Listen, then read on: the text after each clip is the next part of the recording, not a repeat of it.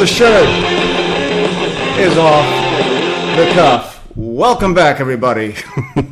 If you were wondering what that rockin' shit was, that is the music of a very great band known as Gypsy Hawk, and also leads well into what's going on today. My guest, Eric Kluber. Hello, hello. How are you? Oh, good, man. Good to see you. For those of you who don't know Gypsy Hawk, shame on you. Shame on you already. All right. Eric here is an old friend of mine. He's a guitar player on the band now, right? That's correct. Okay, yeah. And you guys been together for how long? The band's been together about 5 years. Have you been there since the beginning? No, I've been there for about 3. That's still pretty amazing, considering how often bands break up. Yeah, in we've this gone through world. some people since I've joined the band. Right, because I've seen bands that are they break up after like a year of being successful. You know, it's like this guy's he's too drugged out, or this one's been listening to his girlfriend too much, or you know, that kind of shit. Now, the reason I was playing this particular video, what is this called? Is this called That's the song Gypsy Hawk? That's the very first record. Very first record, okay. The reason I was playing that is because I did enjoy the music a great deal. It's not my first time listening to it today, by the way. I've played your music on the show a couple of times. Thanks. Right, and of course there's Jack playing with his tennis ball. Yeah, I can hear him through the headphones. Let's see what you're talking Oh, about. yeah, exactly. Jack, put it down. But the reason I was playing this because, okay, you are... I'm going to kill him. Hold on. Jack, I swear to God, you found a way, didn't you? That's unprofessional, Jack. Anyway, reason. This is a rinky-dink little outfit we got going here, obviously. I feel bad for him. He just wants to play. But... I know. And he knows you, so he wants your attention. Yeah. Okay. But the reason I was playing this because anybody that looks at you, they see the rocker dude. Okay? Yeah. I mean, how tall are you? I'm 6'1". You're 6'1". You're a big guy. You work out. I've seen the weights at your house. Well, you know, whatever. You got the tats. You got the Thor beard going on with long blonde hair. You know, you're a rocker dude. Okay, and the reason I bring this up is only because I'm watching this video and you guys are playing Dungeons and Dragons. Yeah. What's that about exactly? Eric the singer is incredibly enthralled with all the fantasy-based stuff, including Dungeons and Dragons, Game of Thrones, the storybook, the story-based Dune. Right. Is it just called Dune, the series Dune? Mm-hmm. And other ones that I'm not familiar with, so... But he got you playing Dungeons and Dragons? Magic cards as well. So, yeah, I mean, he'll play Dungeons and Dragons. There's a band we play with out of Salt Lake City called Visigoth. Right. And so we'll play a show there. And he's like, all right, guys, well, I'm going back with the other dudes, and I'm going to play D&D all night. So it's not like, okay, we're going to go out, we're going to get pissed-ass drunk and pick up bitches and do whatever. Yeah. It's That's every other night. So there's just a little... I mean, it's pretty hard to find people to play D&D with on the road. Personally, I mean, I played it as a kid, but, I don't really play it anymore. Yeah, so I used to read the Dragonlance series, if anybody's familiar with that. I thought those were cool. I am not familiar. So despite being the rockers you guys are, you're still just a little bit of nerd in there. Yeah, well, there's a lot, actually. I mean, there's so many songs. The lyrical content is based heavily around fantasy themes and particular stories that evolve. We had a song called "The Red Wedding," right? Which was like a real. It's from the Game of Thrones. Yeah, I've seen the episode. Right. Well, this is before it, you know. Right. Well, then when we put the song out, but Eric and Andrew, who used to be in the band at the time, were heavily into that series, "The Song of Ice and Fire," I think is what it's called, and so they wrote a song about that. So it was kind of neat to see that episode become such a big deal in a YouTube thing with everyone getting their reactions. People were losing their shit over that. It's like they killed the mother. Like, oh. Yeah, man. So that has a lot to do with Gypsy Hawk for sure. Well, that's not really all that unusual. I mean, a lot of Led Zeppelin was influenced by Lord of the Rings. Yeah, I guess so. I know you're right on a couple of their tunes, and let's just say fantasy and metal's gone back a long way. Like Dio especially is really guilty about writing about knights and swords and stuff like that. So this is, and I've seen a couple of your videos. Yeah, where you guys where you're dressed up. Sliver Queen has a big medieval vibe. Yeah, exactly. Now we'll probably take a look at that as well in a little bit.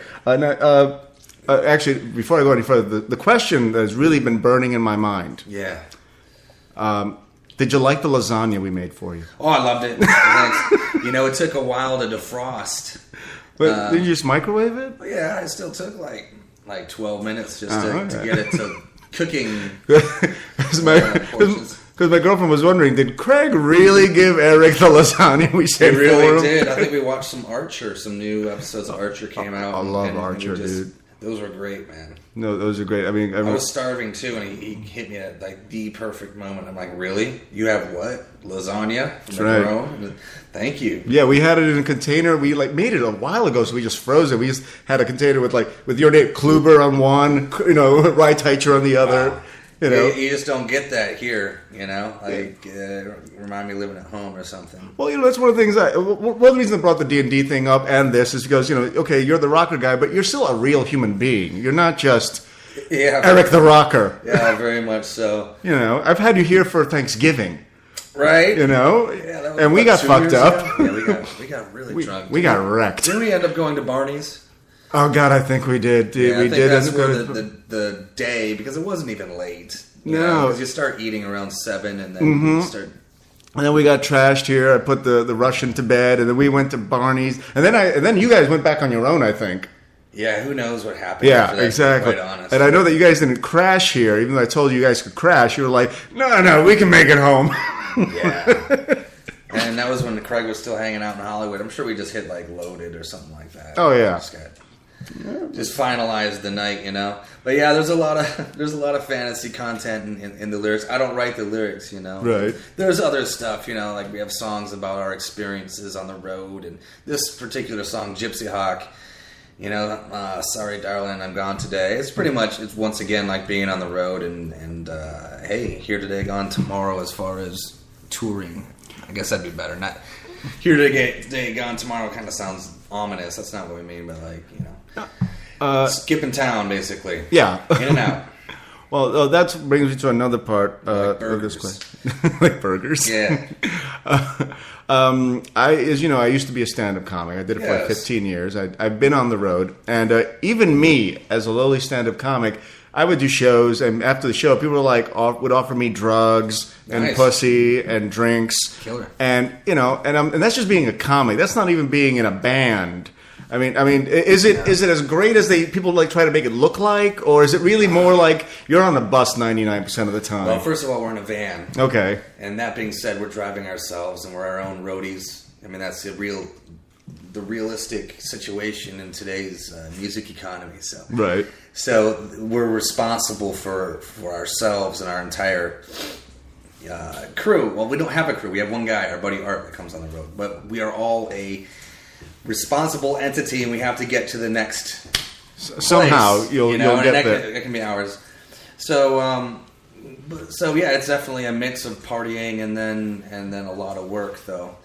So that being said, as far as there's drugs and chicks and booze. That's what I like to hear. We definitely indulge in that.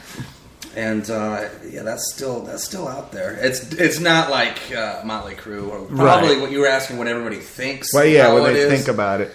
No, it's not plates of Just cocaine, mountains of blow like Tony Montana. Just like hot naked chicks just wandering around topless and. It's white trash missing a front tooth is what you get a lot of. Whoever shows up can change from city to city. Right. You never know what you're getting into. It's definitely quite an adventure of just what type of crowd's going to be there in general, much less the women. So no, but there's girls that like rockers for sure. Oh yeah, absolutely. But it's definitely. It's a challenge. It's not like thrown in your lap. Right. Well, you still have to be good at what you do. There's a few cities that, well, not even that though. I'm just saying there's a few cities where people are just like a little bit more, women are a lot more open. Yeah, is that the word we're going with? Their legs are a lot more open. No, but it's definitely, if you want to indulge in that, you still have to chase. Like, you have to win it. Right. You still it right. takes a lot of freaking effort. Right, it's not especially you're in a time period. Right. You might be leaving in a couple hours. You might be staying the night. It's all these different variables. Right. You got your van, which we call the 1-star hotel on wheels. You guys sleep in the van? A lot of sleeping in the van? All the time. 90% of the time. And so it's a challenge, man. So it's not like it's just handed to you, but it's definitely out there if you want to go for it. Right, it's not like where you see it in the movies. You got a security guard just bringing some random hoe to you and going, "How about this one?" Yeah, you go, "Nah, pass." I guess people. I've read it enough where I guess it was true. That was the 80s, the 90s, the 70s. What a different world. It's just when I read rocker autobiographies, I'm like, what? Hold on. Apparently, some God, superheroes use these bags to marinate chicken or beef. That is not good. That is not good. Wrong track there. Queuing up the next song. I was trying to. The chicken and beef. We like to write about food. Chicken and beef. Okay, we're not going to have another song then, because that is not what we're going to listen to. Which is unfortunate, because that was the one with the was it Silver Queen? Silver Queen. Right, yeah. But I'm not going to subject the audience to that bullshit over there. My apologies. No problem, man. Okay. Let's see. Let's go over your bandmates here really quickly. Here we have Bryant Throckmorton. Yeah, he's a new guitar player. We've gone through 2 guitar players over the last year. Mm-hmm. So Bryant did our last tour with Ailstorm. Right. Where was that all through? North America and a lot of Canada, which was exciting. It was cold. It was in the winter. Right. But there's a lot of new places I'd never been before. Quebec. How'd you like Quebec? I loved it, man. I cool definitely loved it. Yeah, right. that was a great show. And Canadian people are different, and Canada is incredibly different from the United States as well. What do you mean different? Like their mannerisms, obviously their accents and their expressions. Do really people end all the sentence with A? All the time. Absolutely. Is that true, A? Yeah. Oh my god. Yeah, that's not an exaggeration. And they have other just words that, like, at the time I was a little bit. I could have like rattled off and done a big Canadian impression, but they're totally different people than Americans. Okay. Yeah, because everybody always thinks as Canadians as being very American in a lot of ways, and they're not. They really aren't. They have a very different sensibility, a different idea of what is proper and what is funny, even, and what they think is entertaining, even. Yeah, I would say maybe it's because I feel like there is a lot of music that goes up there, but they're definitely they seem a lot more into it. Most of the places, that was overall, they seem like incredibly enthusiastic, and I'd say the women are a lot hornier up there. Really? Yeah. It's like, you want to stick it in my butt, eh? Okay. It's like, yeah, sure. But just Well, I think a lot of times Americans tend to be a little jaded because they do have so much here in terms of maybe that's it. Talent and what's available and to everything. them. Yeah, everything's available to you at a Walmart. Right. Well, I don't know. Did you ever go to a performance at the club while it was still open called the Coconut Teaser? On vacation, I came here in like 2005 and it was still open. Okay. I used to perform there as a comic. early on, and there would be bands playing as well. So they had like 3 rooms going on. And, I mean, there would be some really incredible bands, you know. When I first got there, I was like, wow, this guy rocks. These guys are great. And then, like, after, like, 6 weeks, it's like, wow, everybody rocks. What the fuck? Yeah. Perhaps, I mean, there's definitely, in Hollywood, there's always been that vibe of I've been there, done that, seen it 20 years ago. So people in Hollywood are pretty difficult to impress as far as the locals go, for sure. Oh, yeah. They're beyond jaded. Yeah. A lot of people, you know, look at your show and think they can, they're all right. I could do it better. Yeah. I saw this other band. they did it better. Well, that brings me to another question. This is a criticism I hear a lot, and I want to see what you think about it. People say, you know, like, I don't like this band because they sound just like, well, this other band. And then I'm like, well, did you like that other band? Yeah, I thought they were great. So why don't you like this band? Okay. You know, because you think about it, let's say a really great old band, you know, let's say the Rolling Stones, okay? Sure. All right. And they did some really great stuff. We love them for it. Now imagine if you went to a Rolling Stones concert and all they did was brand new music. Yeah. There'd be a riot, okay? People want to hear what they liked, the stuff that they're familiar with. So I don't understand, why is it sounding like somebody else, you know, a little bit? Why is that a criticism? Yeah, I see what you're getting at. There are a few bands that sound just like, you know, let's just say AC/DC. There's a couple of bands that sound just like AC/DC, but not as good. Right.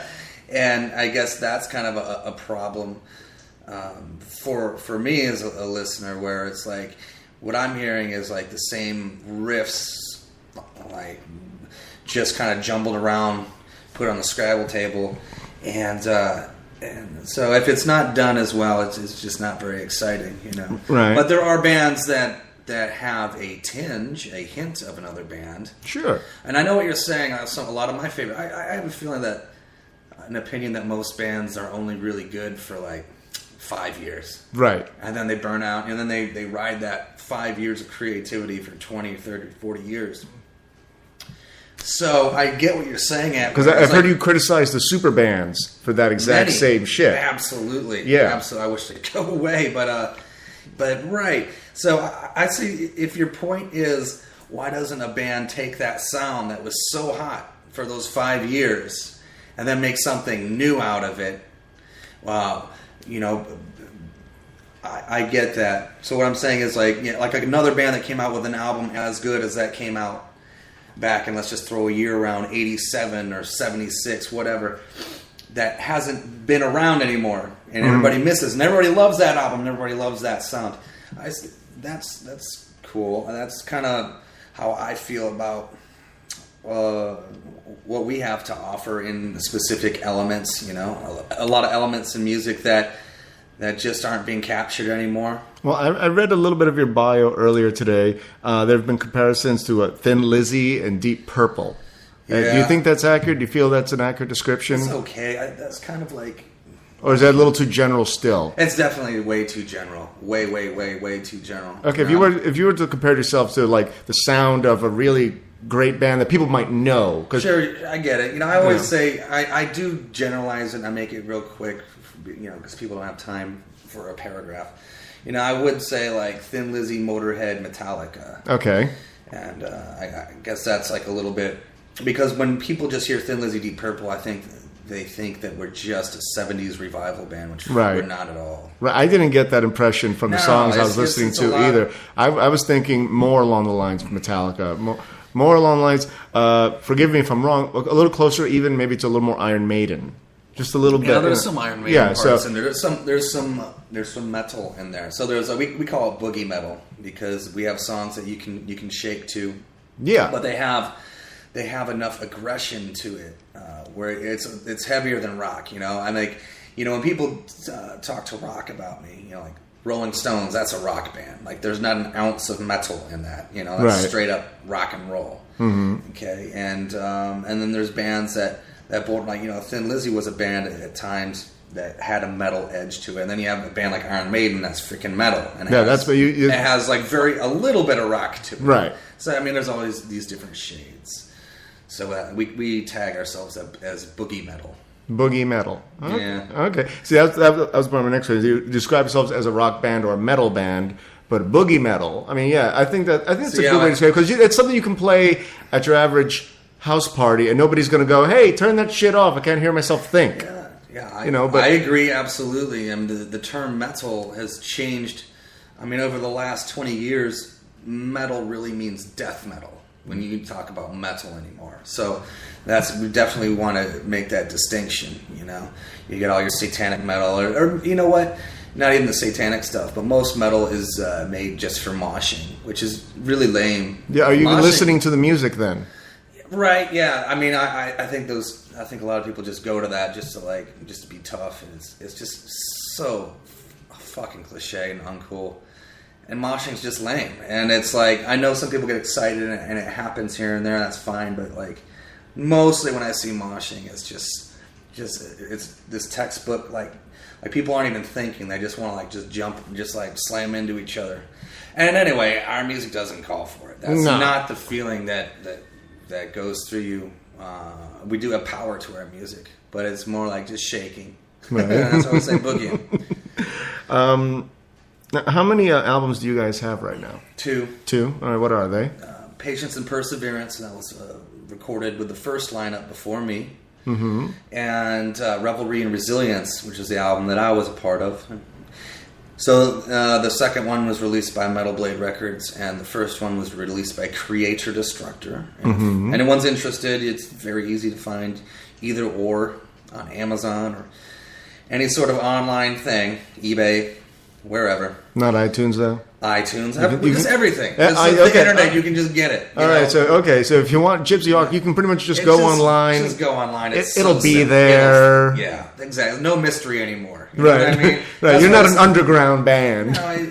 Just go to Amazon. I mean, that's where I go for all my online stuff. So just go to Amazon, you can find everything. Bam. And we've written a third record, and when it will be released, nobody knows. That's kind of...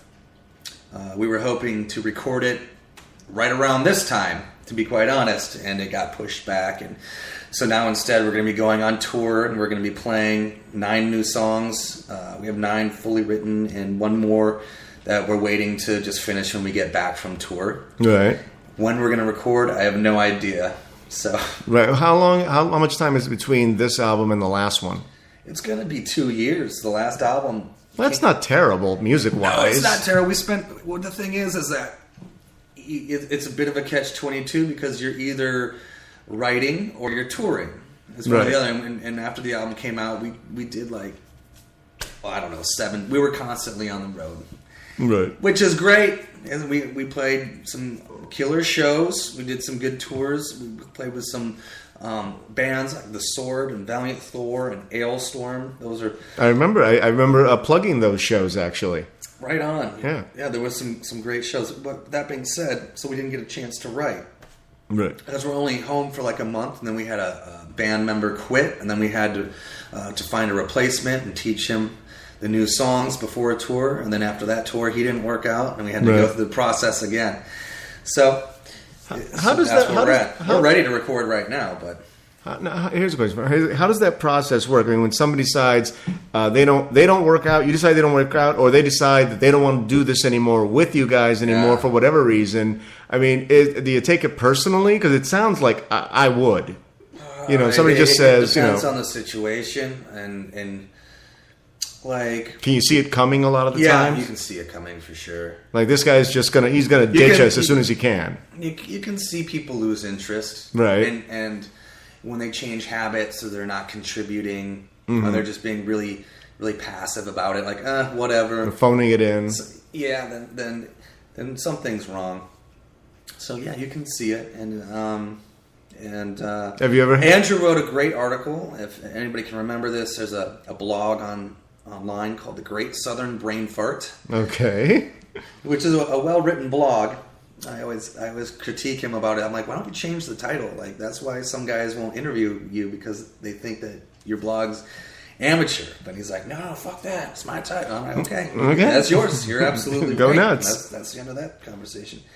But there's a great interview that he did with The Great Southern Brain Fart, and it gave a lot of the reasons why he chose to quit the band. Right. And it wasn't many personal attacks, you know. I mean, there's always personal issues in any band that are gonna happen. But it was mostly his own life decision to choose to focus his energies and time elsewhere. Okay. And resources elsewhere, including financial and things like that, you know.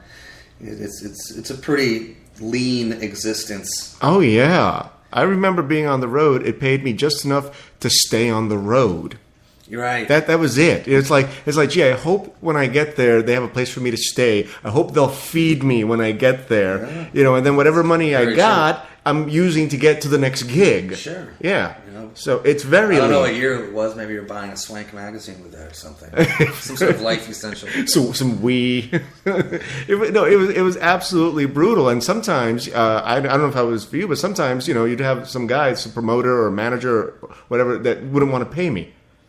We've had shows where we had a guarantee, and then they're like, "Oh, by the way, we're doing a door deal," and we always get ripped off, or we've just been ripped off where we had a door deal and that was fine. It was pre-negotiated, and you look around, the club was very busy and packed and stuff like that. And at the end of the night, they'll give you a sum of money, which was a total joke and an insult. It's like a percentage of a percentage.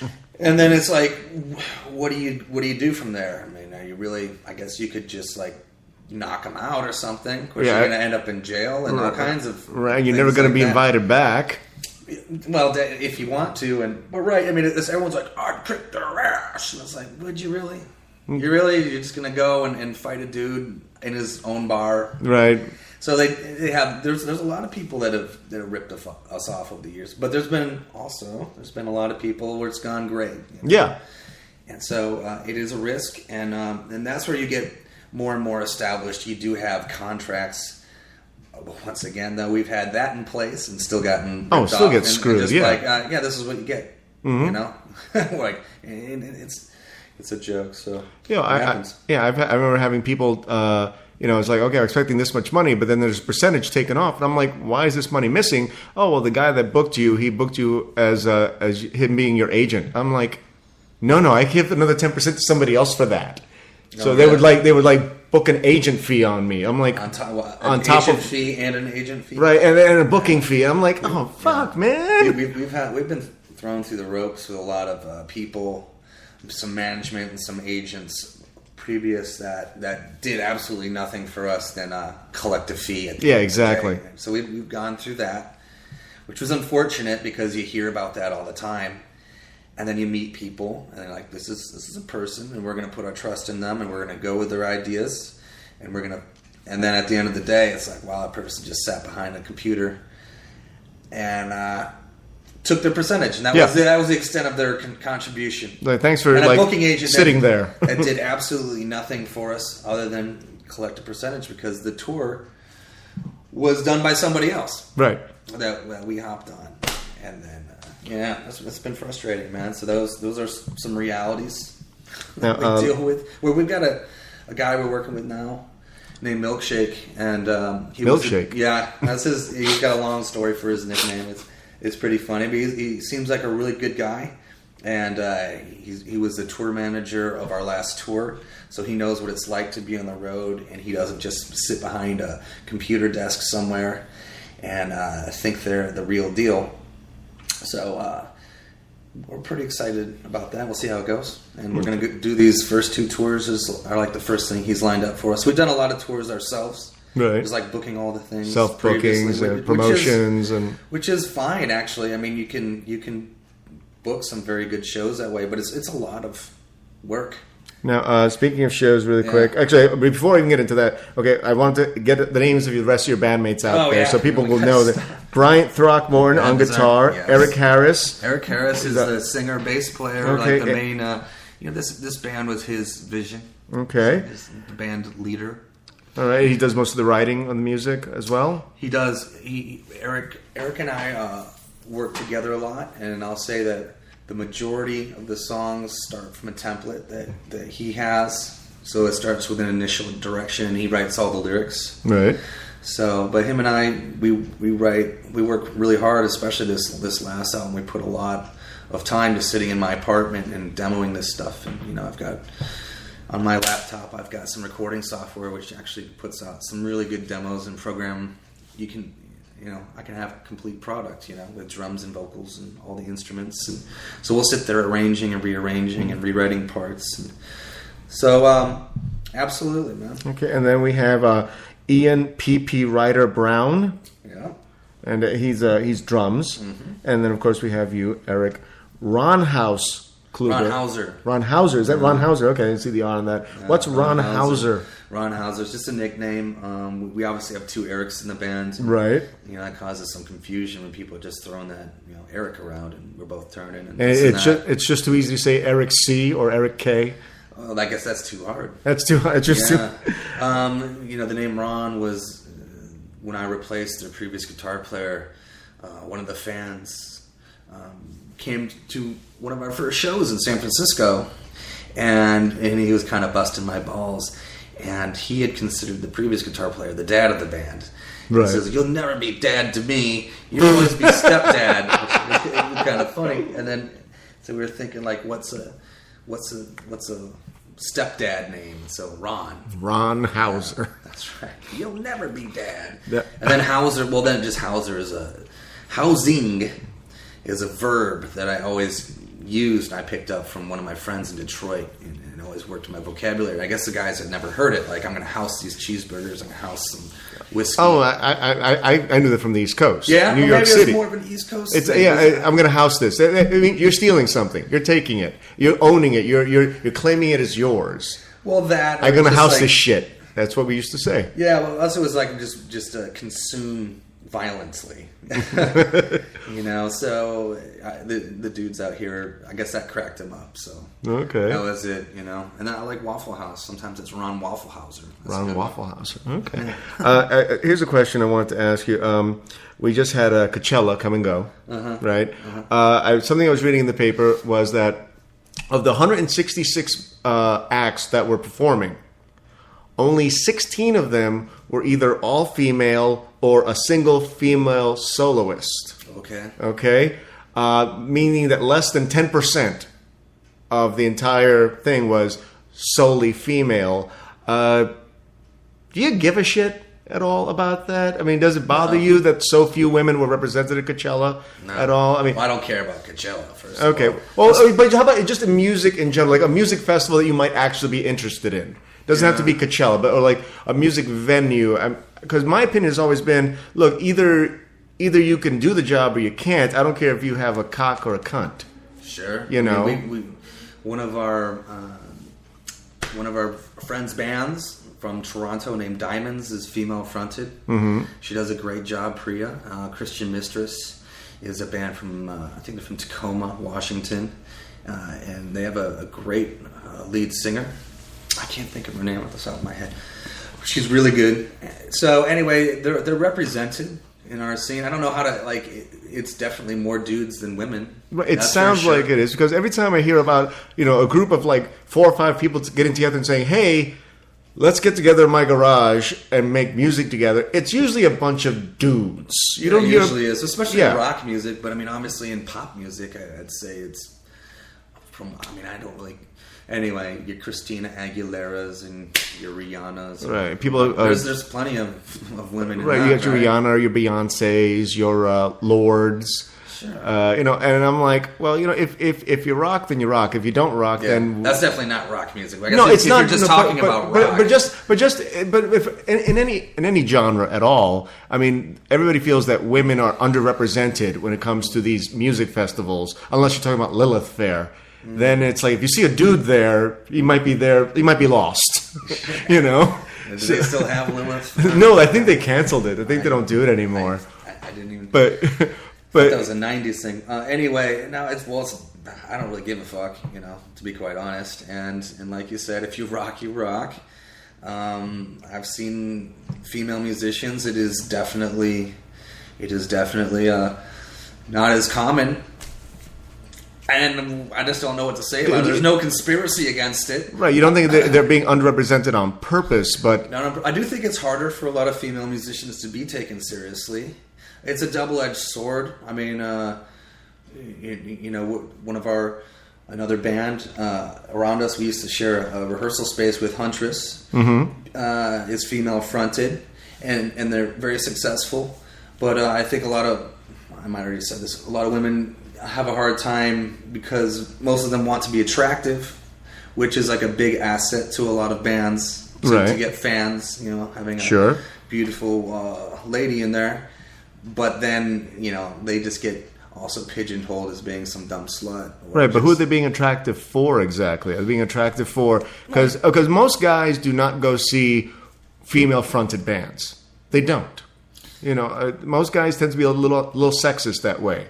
And then there was a promoter who was talking about how one of the reasons that they put so many male-fronted bands up is because guys follow where the girls go, and the girls want to see the cute guys on stage. I guess, man, that entire concept is just lost on me. I think there's just different types of music or something, in rock and heavy metal. I just think those days are past. You think? Yeah. According to the everybody criticizing these old school attitude. Maybe that happened in the 80s or something. I don't think that has anything to do with it. Like you were saying, like who are they appealing to? I do think a lot of guys go out there because they just get infatuated with the girls. Right.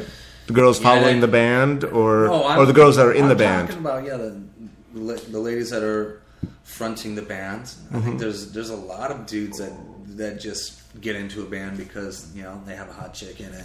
Right. But like I said, it's a double-edged sword because sometimes they don't get taken seriously. But I don't think it's an issue. I don't think that there's definitely no conspiracy against it. You think that the percentage of women being represented in these music festivals there's definitely a correlation between that and how many there are actually participating in real life. I think that's the percentage of women who are interested in even pursuing this. Yeah, because you don't meet too many little girls growing up and say, when I grow up, I want to be a rock star. I want to be the the leader of a metal band. I want to. Pretty rare. It is pretty rare. But guys, shit. I was in a shitty band when I was a kid. I didn't know how to play an instrument. But my friends were like, "Come on, Joe, we're going to form a band." I'm like, "Really? Why?" Yeah, I think there's a lot of conditioning kids growing up and identities and what they choose to paths they're presented with. I think it's definitely a very left-hand or path it's very out there, Now, for a girl to do that. We're actually running out of time. All right. Have a cigarette, bro. I told you could smoke in here. You know that. Now, why don't you tell me a little bit about the upcoming tour? What dates? What cities? See, I can't plug away, bro. Well, okay, we're going on 2 tours, and we'll be on tour for the next 2 months. And but the dates haven't been released yet, and they should be this week. So if anybody's interested, where can they go to find out about Facebook. Gypsy Hawk? Just go on Facebook and look for Gypsy Hawk. It'll pop right up, and we'll be making an announcement very, very shortly. Or you can go to Joe the Shirts Off the Cuff, because you text me, email me. Whenever you know something, let me know. I'll break the news to everybody out there. Right, absolutely. I was online today telling people, like Gypsy Hawk, motherfucker, like Gypsy Hawk. But only to people who I thought would care to listen. Like I didn't click on my sister. It's like Gypsy Hawk. No, she's not going to. Fair, absolutely. It's like, and use your judgment. Yeah, you're absolutely right. I mean, you need to spam people about it. I mean, it's for fans of rock and rock and metal, and then you'd probably be into Gypsy Hawk. If you're into Jay-Z, you probably won't. No, there's nothing wrong with that. Well, now you say that you don't know the exact dates yet. Do you know the wheres? The wheres is North America, and it's pretty extensive. So there's a good chance we're coming to your city wherever you live, and also some Canadian dates. Oh, right on. So you're going to be out there for 2 months, 2 different tours? It is 2 different tours. We're kind of making 2 circles around. And who are you going to be touring with? We're touring with a band out of Oregon called Black Pussy for one tour. Sorry. That's the reaction. I'd say just what everybody has. That's so people can. Name. It's an attention grabber. People can just say, you know what I love? I love black pussy. Do you really? I can't get enough black pussy. Yeah, man. Black pussy in the morning, black pussy at night. Black pussy for lunch. There you go. Okay, so you got black pussy. Black pussy. And then our second tour, we're going to be touring with Scattered Hamlet, which I used to be in that band a couple years ago, right before Gypsy Hawk. Okay. What kind of stuff are they doing? What do you mean, what are they doing? What kind of music are they doing, would you say? Oh, Black Pussy is kind of a stoner rock band. Okay. And Scattered Hamlet is more of a southern outlaw rock metal band. And you feel these are genres that work well with yours as well? And you I want to definitely touring think together? there's Okay. some crossover. Because they sound very, very different. You know, I have a tin ear and I'm musically retarded. Okay, Really? I really, truly am. You know, it's like I have. Really? Is Is it just background noise to you? Or? No, not this background noise, but I grew up. You know, I love the visual arts. I like museums and I like TV. I like the movies. I like cartoons and I like comic strips. Okay. And I like to read, so I'm very visual. I mean, I enjoy good music, I do, but because I do have a tin ear, I'm tone deaf. I can't carry a tune to save my life. I don't know a lot of times it's like when somebody. When I'm saying these genres, you're like, what's the difference between stoner rock and outlaw? No, I have an idea of what the difference is, but why there's a difference sometimes eludes me. Okay. Well, there's a difference in the cultures behind them, the presentation behind them. So that would be visual. And you know what they sing and write about. Stoner rock, guess what they sing about? Yeah. I've never been stoned. What are you talking about? Right. So that has a lot to do with it. And then musically, and the stoner music is a lot more just open and I'm trying to describe it. It's a little looser. It's a little sloppier. Mm-hmm. It's kind of indie-ish, which once again that might be too technical of a term. See that? There you go. But kind of repetitive riffs to just kind of bob your head and get into a bit of a trance. You know, where like southern Scattered Hamlet's more southern thing. Obviously, they have some licks that sound more southern. Which would be more country-ish, okay, and then but mixed with metal, and then they're just kind of just more driving and in your face. So those would be some differences. Okay, now like I said, we really are almost. We got like 3 minutes left. Okay. I wanted to address civilians, which is a term that you use I use constantly a lot. I mean, it's like, okay, I'm guessing I'm a civilian.